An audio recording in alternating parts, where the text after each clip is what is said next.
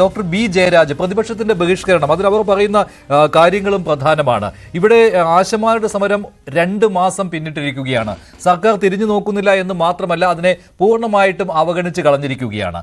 അതുപോലെ തന്നെ ഈ സംസ്ഥാനം സാമ്പത്തിക പ്രതിസന്ധിയിലൂടെയാണ് കടന്നു പോകുന്നത് എന്ന് ബജറ്റിലും ഊന്നി പറഞ്ഞിട്ടുള്ള ധനമന്ത്രിയാണ് കേരളത്തിലുള്ളത്. ആ സമയത്താണ് 100 കോടിയുടെ ആഘോഷത്തിന് തുടക്കം കുറിച്ചിരിക്കുന്നത്. അപ്പോൾ പ്രതിപക്ഷം പറഞ്ഞിരിക്കുന്ന കാര്യങ്ങൾ ന്യായമാണല്ലോ. ഈ ആഘോഷം ബഹിഷ്കരിക്കാൻ അത് ജനങ്ങളുടെ ആഗ്രഹവുമാണ്.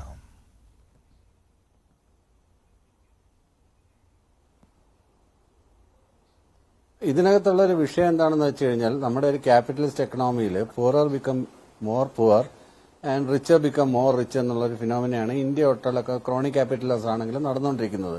കേരളം അതിൽ നിന്നൊട്ട് വ്യത്യസ്തമല്ല. അതുകൊണ്ടാണ് കഴിഞ്ഞ സർക്കാർ അധികാരത്തിലേറ്റപ്പോൾ തന്നെ ക്യാബിനറ്റ് എടുത്ത ആദ്യത്തെ തീരുമാനം അതിദാരിദ്ര്യമുള്ള 65,000 കുടുംബങ്ങളെ 4 വർഷം കൊണ്ട് അവരെ അതിദാരിദ്ര്യ പട്ടികയിൽ നിന്ന് ഉയർത്തിക്കൊണ്ടുവരും എന്നുള്ളത്. അതാണ് ഏറ്റവും സാധാരണക്കാരന് വേണ്ടിയിട്ട് ഇടപെടത്ത് നടത്തിയ ഏറ്റവും വലിയ ഒരു വിപ്ലവം എന്ന് തന്നെ വേണമെങ്കിൽ അതിനെ പറയാം. അതിനുശേഷം പിന്നെ ഡെവലപ്മെന്റിൽ അല്ലാത്തുള്ള ഹ്യൂമൻ ഡെവലപ്മെന്റിന്റെ കാര്യത്തിൽ നമ്പർ 1 ആണ്. അത് നീതി ആയോഗിന്റെ കണക്കനുസരിച്ച് കൃത്യമായിട്ട് കേന്ദ്ര ഗവൺമെന്റ് നൽകുന്ന അവാർഡുകൾ അനുസരിച്ച് കേരളം നമ്പർ 1 ആണ്. ഈ പത്രത്തിൽ ഈ ഒരു പരസ്യം കൊടുക്കണമെന്നുണ്ടെങ്കിൽ ഇതിനെക്കുറിച്ച് ജനങ്ങൾ അറിയണ്ടേ? ജനങ്ങൾ അറിയാതിരിക്കാൻ വേണ്ടി കേരളത്തിലുള്ള ഒട്ടുമിക്ക ഏതാണ്ട് 99% TV ചാനലുകളും ഇടതുപക്ഷ മുന്നണിക്ക് എതിരായിട്ടുള്ള പ്രൊപ്പഗൻഡയാണ് തീർച്ചയായിട്ടും ചെയ്തുകൊണ്ടിരിക്കുന്നത്. അപൂർവം തെറ്റിയും തിരിച്ച് എന്തെങ്കിലും നല്ല വാർത്തകൾ കൊടുത്തെങ്കിലായി, അല്ലാതെ മുഴുവൻ സമയം ഇരുന്ന് ആക്രമിച്ചുകൊണ്ടിരിക്കുകയാണല്ലോ. അതുപോലെ തന്നെ പത്രമാധ്യമങ്ങൾ ദേശാഭിമാനിയും കൈരളിയും ഒഴിച്ചു കഴിഞ്ഞാൽ ബാക്കി എല്ലാ പത്രങ്ങളും മാധ്യമങ്ങളും ആക്രമിക്കുമ്പോൾ കനകോലുവിന് എത്രയധികം കോടി രൂപ കൊടുത്തിട്ടാണ് ഇവിടെ കൊണ്ടുവന്നിട്ട് ഓരോ പ്രോഗ്രാം പ്ലാൻ ചെയ്യുന്നത്. അത്തരത്തിൽ പ്രോഗ്രാം ചെയ്ത് കൃത്യമായിട്ട് പ്ലാൻ ചെയ്ത ഒരു അജണ്ടയോട് കൂടിയാണ് ജമാഅത്തെ ഇസ്ലാമിക്കാരും എല്ലാം കൂടി ആശാസമരം നടപ്പിലാക്കിയത്. ആശാസമരത്തിന്റെ ആളുകൾ കേന്ദ്ര സർക്കാരിന്റെ മന്ത്രിമാരെ മണിമറ്റത്ത് ആവണിപ്പന്തൽ പാടി സ്വീകരിക്കുകയും അവരോടൊപ്പം ആടുകയൊക്കെ ചെയ്യുന്ന, അല്ലാതെ കേന്ദ്ര സർക്കാരിനെതിരെ സമരം ചെയ്യാനും ഈ അടുത്ത സമയത്ത് മനില സി മോഹൻ നൽകിയ ഒരു ഇന്റർവ്യൂ ഞാൻ കാണുകയുണ്ട്. അതിനകത്ത് എത്ര ബാലിശമായിട്ടാണ് ആശാസമരത്തിന്റെ ലീഡർ അതിനെക്കുറിച്ച് പ്രതികരിക്കുന്നത്.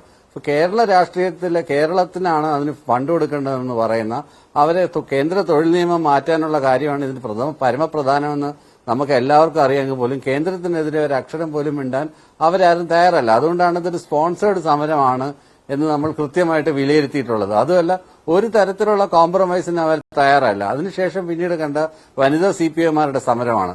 ആ വനിതാ CPIമാരുടെ സമരത്തിൽ നമ്മൾ കണ്ടത് എന്താണ്? റാങ്ക് ലിസ്റ്റിലുള്ള എല്ലാ ആളുകൾക്കും ജോലി കൊടുക്കുക എന്ന് പറയുന്നത് ഒരു സർക്കാരിന് നടപ്പിലാക്കുന്ന കാര്യമല്ല. കാര്യം ഒരു ഒഴിവിന് വേണ്ടി ഏതാണ്ട് 8ഓളം ആളുകളെ സെലക്ട് ചെയ്ത് വെക്കും. എന്നിട്ടും സമരക്കാരുമായിട്ടൊരു ഒത്തുതീർപ്പിന് വേണ്ടിയിട്ട് അതിനകത്തുനിന്ന് സമരം ചെയ്യുന്നവരിൽ നിന്ന് 45ഓളം പേരെ സർക്കാർ എടുത്തു വെച്ചു. ഈ പറഞ്ഞത് കണക്കല്ല, ശ്രീലങ്കയെക്കാളും ഭയങ്കര കടബാധ്യതയിലേക്ക് ഉള്ളതിനും ഇല്ലാത്തതിനും ഒക്കെ സമരം ചെയ്യുന്ന ഒരു പ്രസ്ഥാനത്തിന്റെ ഉള്ളതിനും ഇല്ലാത്തതിനും ഒക്കെ സമരം ചെയ്യുന്ന ഒരു പ്രസ്ഥാനത്തിന്റെ സഹയാത്രികൻ എന്ന രീതിയിൽ താങ്കൾ ഇങ്ങനെ പറയുന്നതിലാണ് അത്ഭുതം തോന്നുന്നത്.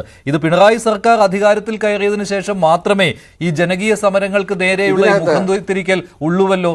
മുൻപ് UDF സർക്കാരിന്റെ കാലത്താണ് ഇത് സംഭവിച്ചിരുന്നു എങ്കിൽ ഇങ്ങനെ ആയിരുന്നില്ല കാര്യങ്ങളുടെ പോക്ക്. അത് മാത്രമല്ല, ഈ വനിതകളുടെ ഒരു മുന്നേറ്റം എന്ന് തന്നെ പറയാം ആശമാരുടെ സമരത്തെ.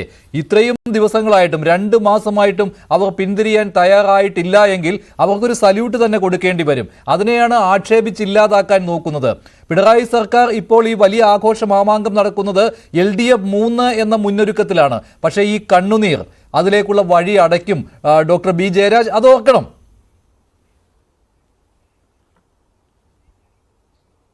തീർച്ചയായിട്ടും ഞാൻ അതിനെക്കുറിച്ച് തന്നെയാണ് പറഞ്ഞെടുത്തത്. അതുകൊണ്ട് കനകോലുവിന്റെ പ്രത്യേക നിർദ്ദേശപ്രകാരമാണ് ഇത്തരത്തിലുള്ള സമരങ്ങൾ സ്ത്രീകളെ കനകോലുവിന്റെ നിർദ്ദേശമൊക്കെ എവിടെ വരാനാണ്? UDF ആ സമരത്തിന്റെ ഭാഗം പോലുമല്ല. UDF ആ സമരത്തിന്റെ ഭാഗം പോലുമല്ല. സംസ്ഥാനത്ത് നടക്കുന്ന ജനകീയ സമരങ്ങളുടെ മുന്നണിയിലേക്ക് എത്തുവാനൊന്നും UDF-നൂടെ കഴിഞ്ഞിട്ടില്ല. അവർ വലിഞ്ഞു കയറി ചെല്ലുന്നത് മാത്രമേ ഉള്ളൂ. UDF-ഉം BJP ജമാഅത്തെ ഇസ്ലാമി എല്ലാം ഇതിനകത്ത് ഒറ്റക്കെട്ട് തന്നെയാണ് മഞ്ജുഷ്. ഇതിനകത്ത് അവരെല്ലാം ഒറ്റക്കെട്ട് തന്നെയാണ്. ഇവര് മുന്നിൽ വരുന്നില്ലെന്നേ ഉള്ളൂ.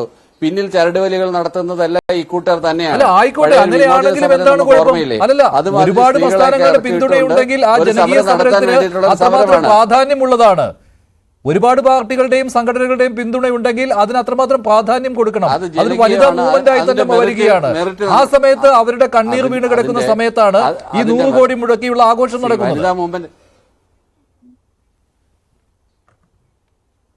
വനിതാ മുന്നേറ്റം നമ്മൾ മുമ്പ് കണ്ടിട്ടുള്ളതാണ്. പെമ്പിള എരുമയെ പോലുള്ള സമരങ്ങൾ, അതുപോലെയുള്ള പല സമരങ്ങളിലും വനിതകളെ മുന്നിൽ നിർത്തിയിട്ടുള്ള പല പരിപാടികളും നമ്മൾ കണ്ടിട്ടുള്ളതാണ്.